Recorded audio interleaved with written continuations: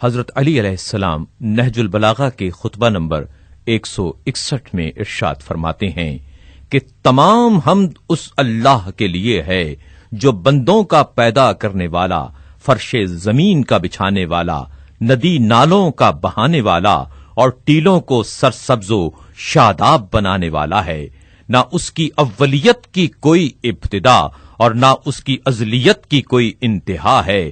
وہ ایسا اول ہے جو ہمیشہ سے ہے اور بغیر کسی مدت کی حد بندی کے ہمیشہ رہنے والا ہے۔ پیشانیاں اس کے آگے سجدہ میں گری ہوئی ہیں اور لب اس کی توحید کے معترف ہیں۔ اس نے تمام چیزوں کو ان کے پیدا کرنے کے وقت ہی سے جداگانہ صورتوں اور شکلوں میں محدود کر دیا تاکہ اپنی ذات کو ان کی مشابہت سے الگ رکھے۔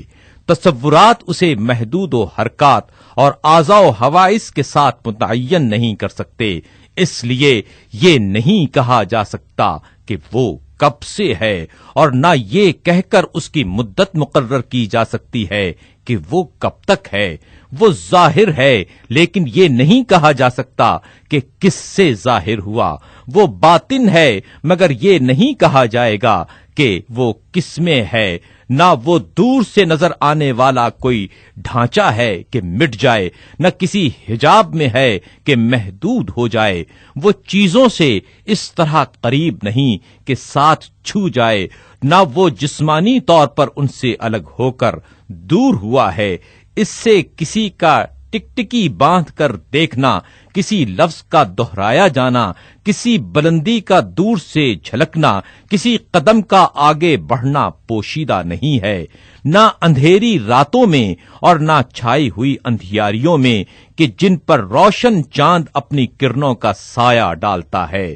امیر المومنین امام المتقیان حضرت علی علیہ السلام اپنے اس خطبے میں ارشاد فرماتے ہیں کہ نورانی آفتاب طلوع و غروب کے چکروں میں اور زمانے کی ان گردشوں میں اندھیرے کے بعد نور پھیلاتا ہے کہ جو آنے والی رات اور جانے والے دن کی آمد و شد سے پیدا ہوتی ہے، وہ ہر مدت و انتہا اور ہر گنتی اور شمار سے پہلے ہے۔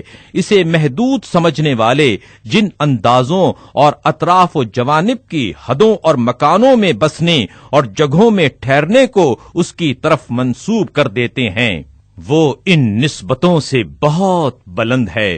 حدیں تو اس کی مخلوق کے لیے قائم کی گئی ہیں اور دوسروں ہی کی طرف ان کی نسبت دی جایا کرتی ہے۔ اس نے اشیاء کو کچھ ایسے مواد سے پیدا نہیں کیا جو ہمیشہ سے ہو، اور نہ ایسی مثالوں پر بنایا کہ جو اس سے پہلے موجود ہوں، بلکہ اس نے جو چیز پیدا کی اسے مستحکم کیا اور جو ڈھانچہ بنایا اسے اچھی شکل و صورت دی۔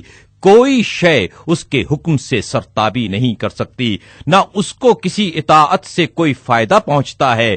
اسے پہلے مرنے والوں کا ویسا ہی علم ہے جیسا باقی رہنے والے زندہ لوگوں کا، اور جس طرح بلند آسمانوں کی چیزوں کو اللہ جانتا ہے، ویسے ہی پست زمینوں کی چیزوں کو اللہ پہچانتا ہے۔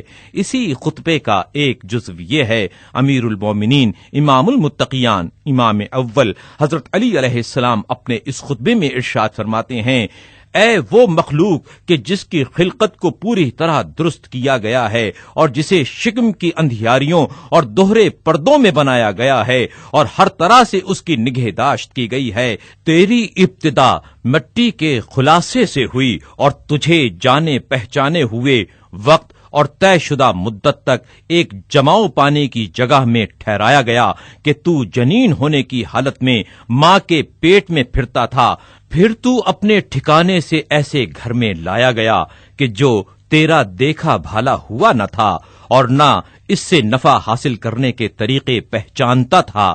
کس نے تجھ کو ماں کی چھاتی سے غذا حاصل کرنے کی راہ بتائی اور ضرورت کے وقت طلب و مقصود کی جگہ پہچانوائیں؟